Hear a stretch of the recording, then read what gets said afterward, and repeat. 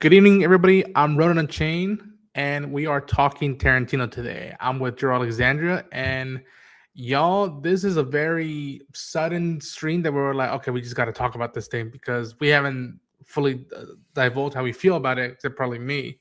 But if those who don't know, the Super Bowl happened, and there was a lack of film and movie entertainment marketing, but some stuff did made it escape its weeds through the grapevine, and one of those is the first teaser trailer to The Adventures of Cliff Booth.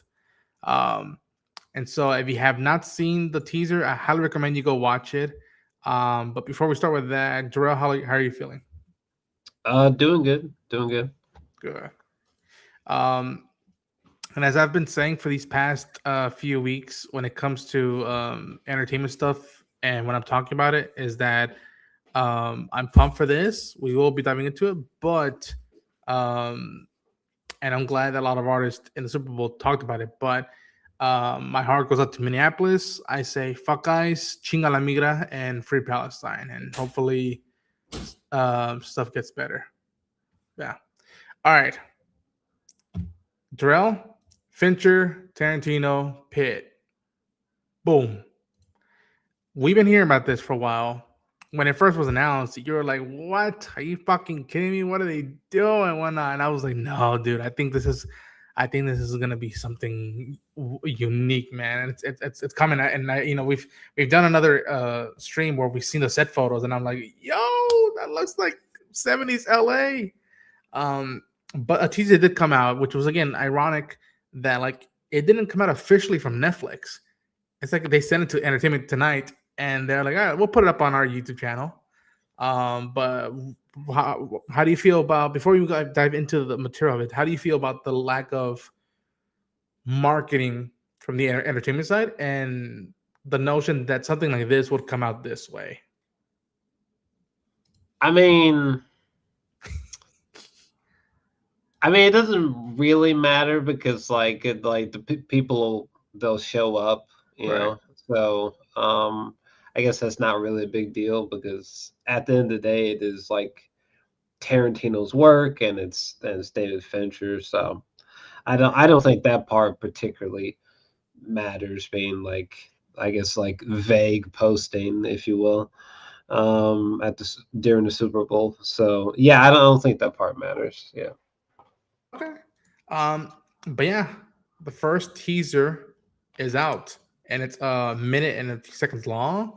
We see Brad Pitt come back as stuntman Cliff Booth, and from what I know of this film, again, just through the grapevine, they haven't done the official thing, but from what I've been gathering with stuff I've noticed, is that this film takes place in 1977, I believe, which is about 8 years after the events of Once Upon a Time in Hollywood. And the film was directed by David Fincher, written by Quentin Tarantino, starring Brad Pitt. The teaser's out. You've seen it, Darrell. The floor is yours. Give it to me. What do you think? I mean, personally, I thought it was a bad teaser.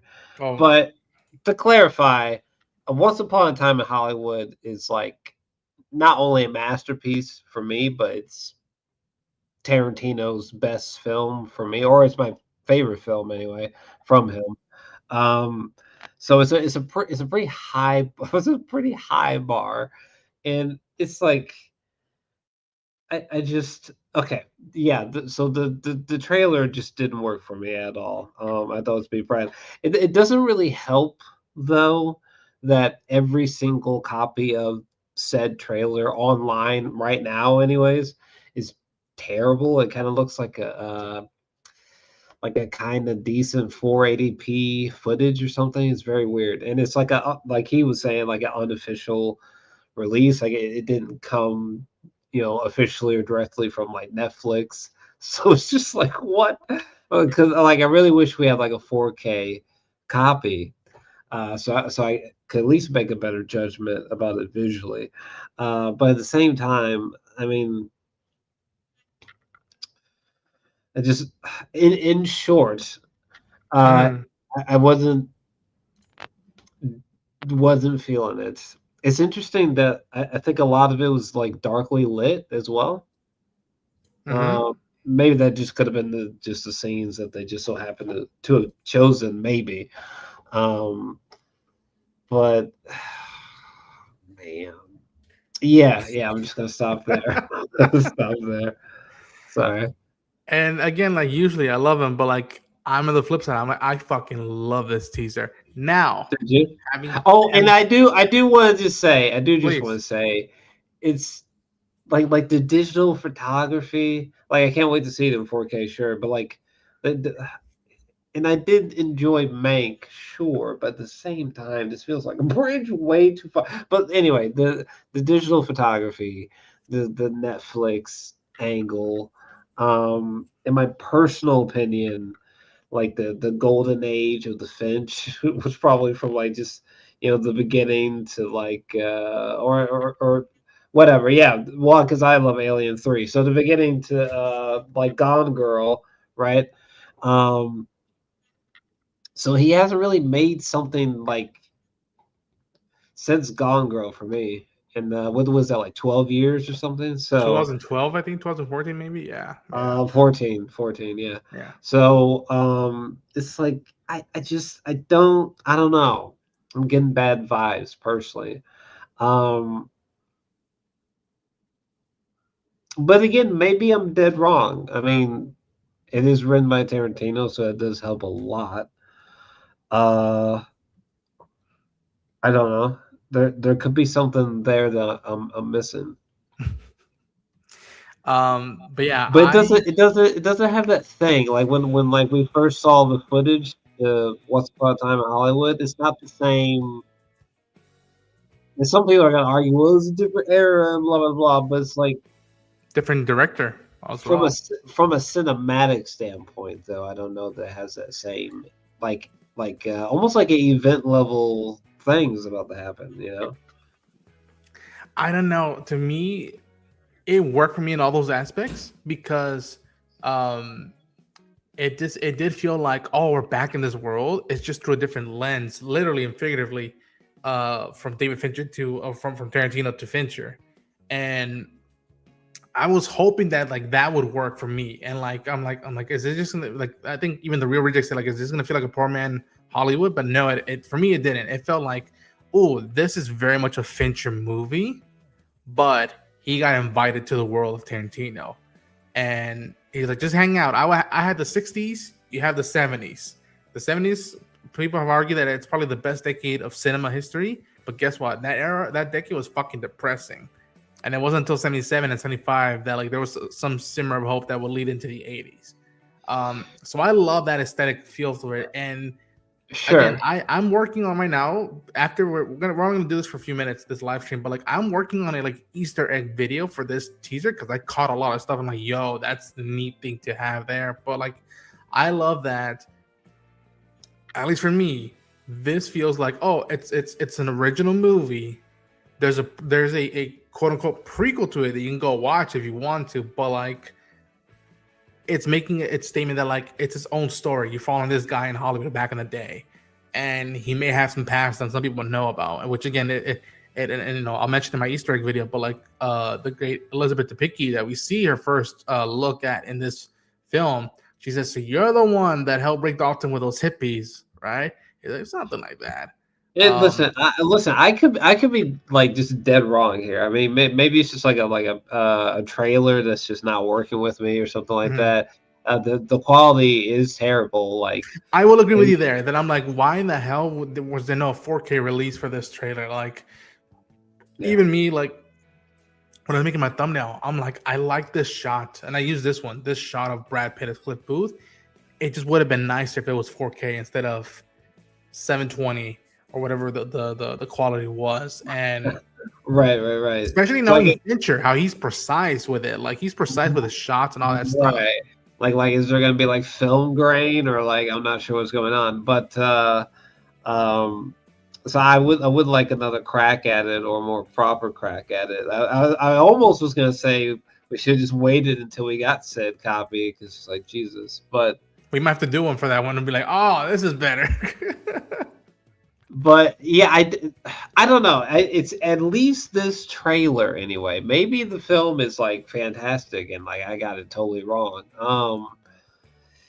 Yeah, God, for some reason it just felt off. But in some ways that almost should work. So I don't know. It's a weird So, situation. so here's a unique thing. Cameron Walker here. Hi, Cameron Walker. Hope you're doing okay. Says, I've never seen Once Upon a Time in Hollywood. Then, you know what? I set the motion to like, don't watch it. Watch this and see if you can follow the character and connect with him without having seen that one. And if you can and it works, then it fucking works, dude. Um, what's I mean? Also, the big kicker is like, oh, okay. What about the fans who were a fan of the character and in Hollywood? How are they gonna feel going into this one, going into it? And um, I love that they use the Peter Gunn theme. I love that there were just snippets that's not that much dialogue, and I don't know, dude. To me, it's like I can't. I really need a 4K version, but B, I'm like I already want to Yeah. start seeing the magazine covers of Empire and be like, Brad Pitt is back at Cliff Booth and trying to read all the details. Like, okay, what's next? And Cliff, like, you know, is Rick Dalton going to appear in this movie? Is Leo in this movie as a cameo or something like that? Because I doubt he's going to be in the movie. We need that 4K version Yeah, immediately. We need and that 4K. again, That's critical though. That's kind of critical. and like again, I think for me, I get what you're saying with your sentiments of Fincher. To me, I really like The Killer. I really like that film of his. But I do think that maybe The Social Network was the last big like boom. That is Dave Fincher to a T, and I can't wait for the press junkets. And I'm hoping, fingers crossed, Netflix, if you're watching this, I would love to participate in that. To be like, yo, besides the Tarantino script, besides Brad Pitt and this character, besides the Hollywood world from the film, why do this movie? What was about? What did you want to like engage and tackle in this movie? Yeah, And because it's so man. Again, my fingers are crossed. Like I'm hoping for a win here because God, if he can just like swish this, that would just be like absolutely incredible. Because it's the sandwiching of like the best of both worlds, really. So it would be like a just out of nowhere home run for Fincher. But yeah, I gotta call it as I see it. Yeah, the I was not a fan, but I would like to reevaluate having seen said footage in 4K for sure. yeah, we'll definitely probably come back and revisit this teaser when it drops officially through Netflix. And again, you start, a little spoiler for the Easter egg, but there's stuff you can't catch people that I don't think have been officially announced, but I'm pretty sure I saw John Slattery there, who's from the Mad Men, and he played Howard Stark in the MCU. I'm pretty sure I saw Carla Gugino in there, and from what I've been hearing, and again, GQ Wire and all these magazines, I don't know how 100% accurate it is, but I know I noticed Yahya Abdul-Mateen there in the Did film. you? Yes, and I believe he's supposed to be playing Richard Roundtree, which for those who know cinema, he's Shaft. He's John Shaft. Uh, Okay, it just man. I could be wrong. I could be wrong about that, but I'm No, just no. I was just gonna say the movie or the trailer at least. It feels like it just felt like a just like an ad that was just like solely existed for the Super Bowl and that was it. That's what it felt like. But then someone was like, "No, actually, that's a real movie." It's like, wait, what? But that's how it felt like to me, unfortunately. Um, but I hope I'm proven wrong. so I here's the hope. thing that I think because you bring up the notion of proving it wrong. This technically would be what the third film or fourth film that like Tarantino's written a script and somebody else directed it. I believe the first one was Tony Scott in True Romance, which I fucking love True Romance.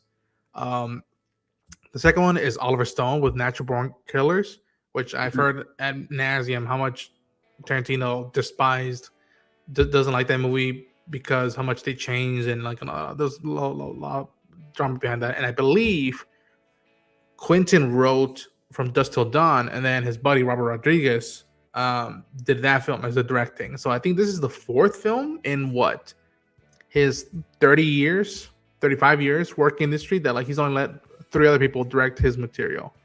And when the Quentin Tarantino Church of Quentin Tarantino podcast interviewed him a while back, and we talked about this one, he said that like he thinks he and Fincher are the two best directors in Hollywood, which I'm like, I can agree with that, but like I'm like, you saying yourself you're the like, I'm like, okay, MJ, okay, Timothy Chalamet, and I'm very to see how, because I believe he wasn't there always on set, but I believe he's a producer and he was there a couple times on set. I would like to know what it was like for him to see his material after what.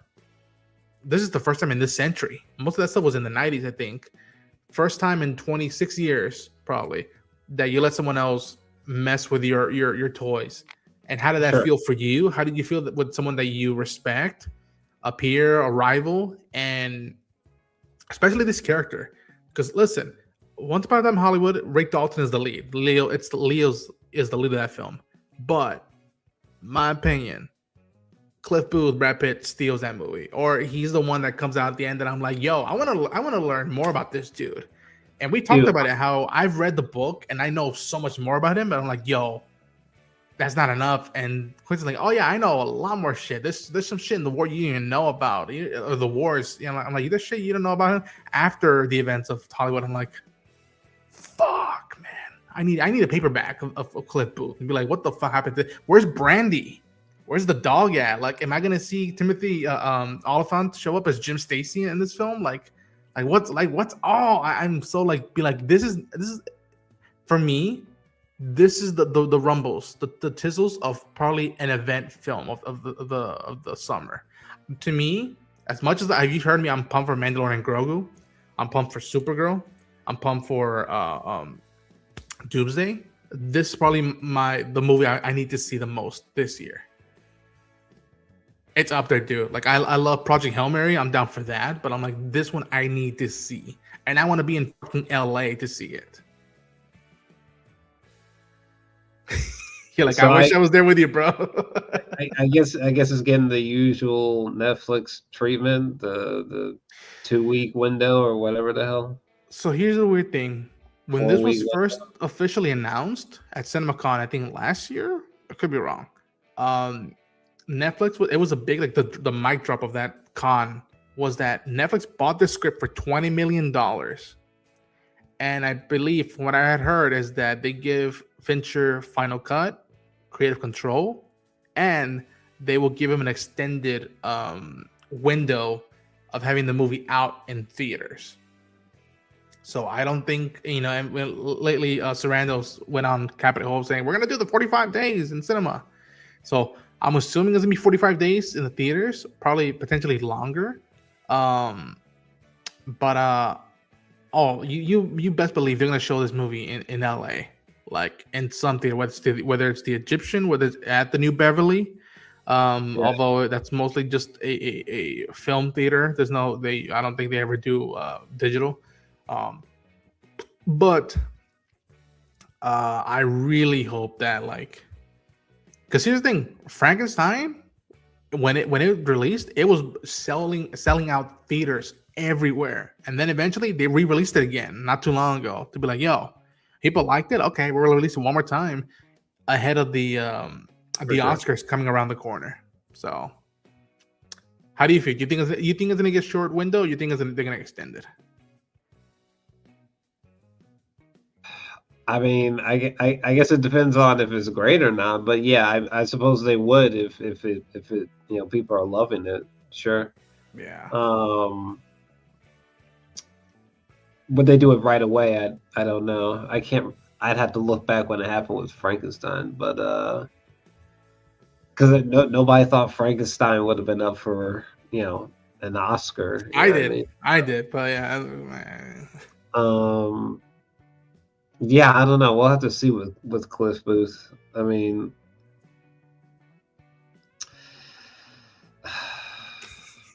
I wish I had better news to report.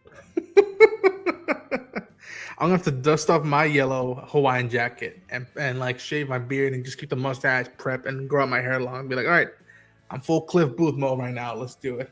But yeah, folks, I think I'll start wrapping up this stream for us. Again, it wasn't gonna be a long one, but I just wanted to see how we just No, randomly felt about it. I just want to say if this is like somehow like some hidden home run, like that's wild. I will stand up and applaud. I mean, I ain't gonna anyway, but I will literally stand up and be like, "Bravo!"